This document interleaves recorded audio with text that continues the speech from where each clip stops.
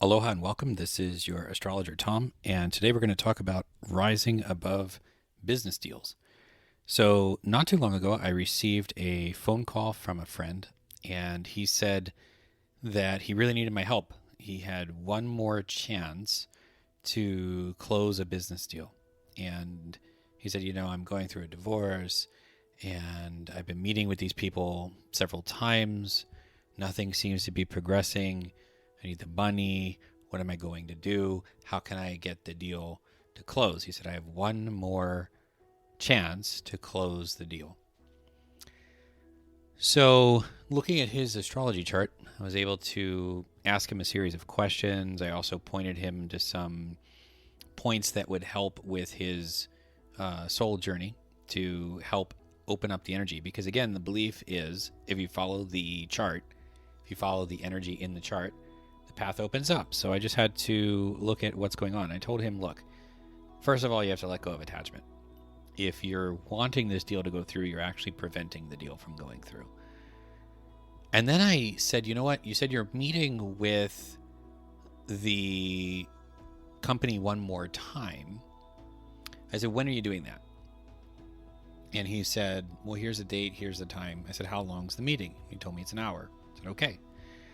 He said, I don't have their charts. I said, you don't need them. I said, there are three ways that I generally resort to helping entrepreneurs.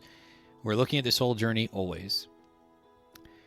The other way is looking at the person's chart that you're selling. I said, and if neither of those two ways necessarily fits, or if you don't have the other person's chart, you don't need it. You can look at the event.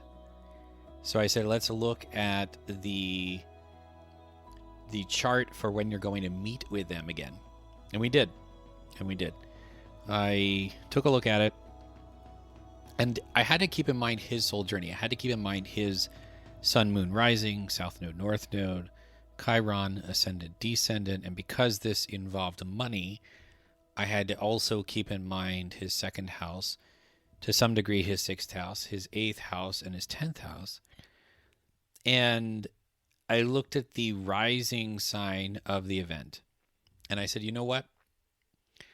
And then the way that I would explain the rising sign to him was based on all those other things I mentioned about his own chart. And I said, this meeting is going to be interesting. This meeting is going to start off for about 45 minutes where to you, it looks like nothing's happening. It looks like you went there to get a contract. You went there to close a deal. And everybody else is just aloof. They're all over the place. They're just doing their own thing. I said, something's interesting is going to happen it's okay, just let it play out. And in about 45 minutes, the energy will change and the meeting will naturally come to business. At that point, you can do your usual, here's the contract, to go sign it, close, whatever you would normally do to close the deal. And then I basically said, okay, go for that. Just remember that for you, because this was factoring in his soul journey and all the other houses I just mentioned. I said, for you, you're going to experience the first 45 minutes like it's all over the place. I said, it's okay. Play along with it. Go with it. He called me up after the meeting, and I said, how did it go? And he started off, I forget exactly the words that he used, but he called me with a contract in his hand. And he said something funny happened in the meeting. And I said, what? He said, we were having the meeting and it was aloof, like you said. He said, and then I got to a certain point where they just signed the contract and handed it to me. It was like 45 minutes of just casual conversation unrelated to business. And then they just signed it and handed it to me. I didn't even have to close them. I didn't even have to say anything, really. And I'm like, yeah. He said, you know what's funny? He goes, they handed me the contract. And then I looked at my watch and saw it was right at the time you said that it would change. I said, yeah. He said, that's incredible. I'm like, I that's why I do what I do. I knew his chart really, really well. And I knew the energy of the event well enough that I could put the two together and tell him what he needs to do. See, here's the thing. Sometimes people will look at event charts as just the event and they miss the interaction that you have with the event. Again, I'm all about action-based astrology, being able to do something with it, but also being able to ride that wave, being able to pay attention to not just this is how it is, but how does your energy interact with what's going on around. That's the whole point of rising above, right? So I was able to take the energy of the event and in my mind and in my explanation, share with him how he would perceive the event and how to ride the wave so that the two energies would work together. And that's just it. Yeah, I have other examples of similar things. This is one approach. But mainly the idea of taking the soul journey and taking the event and putting the two together. Not just calling out what the event's going to be like, but looking at how do you, within your natal chart, ride the experience of that event.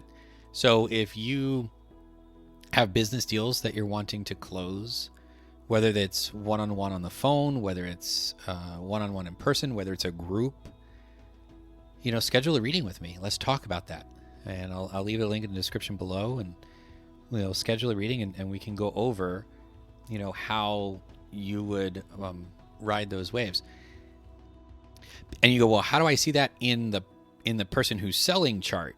Well, because the person who's selling is perceiving the other, and actually, esoterically, the person you're selling to is just an illusion.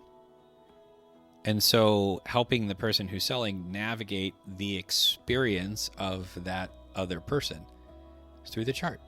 That's how you rise above your chart. All of these things are just navigating your own chart. That's why Soul Journey and the stuff that we do in a reading is so important. That's why the stuff that we do in the reading is so important. So go ahead and schedule your reading. Let's talk about it, because any external experience can be navigated internally.